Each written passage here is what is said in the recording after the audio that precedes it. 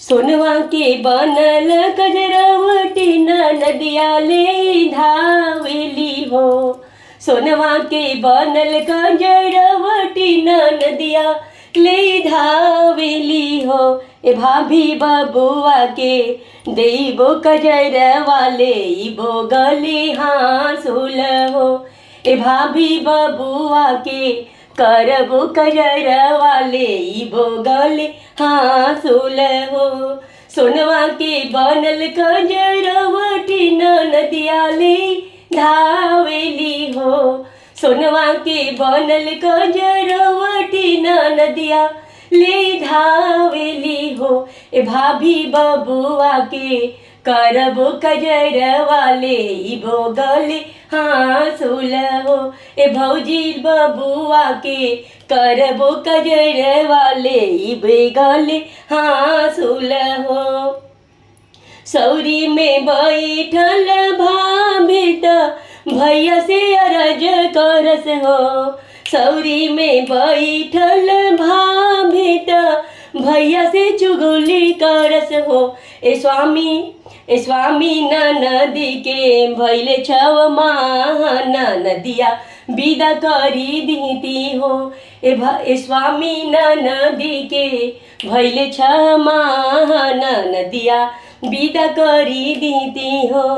नाही खुले हटिया बजरिया त नाही रे डगरिया खुले हो। नाही खुले हटिया बजरिया त नाही रे डगरिया खुले हो। ए रानी नाही मिले डोलिया कहरवा कैसे रे बहिनी विदा करी हो।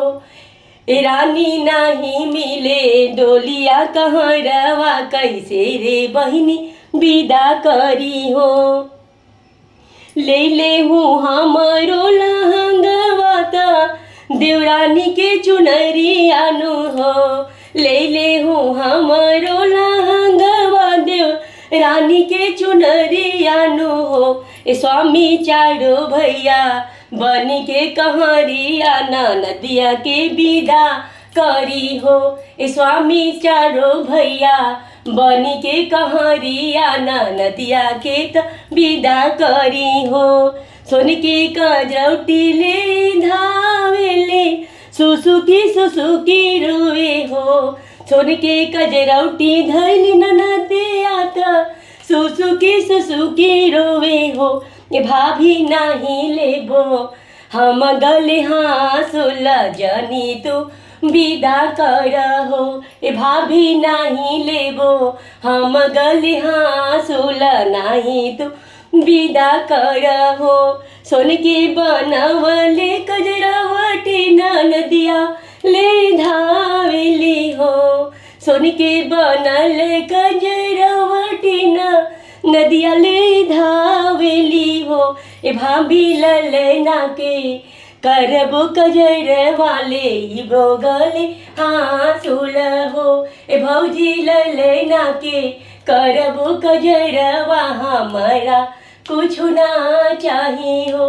ए भौजी ललना के करबो कजरवा हमरा कुछ ना चाही हो।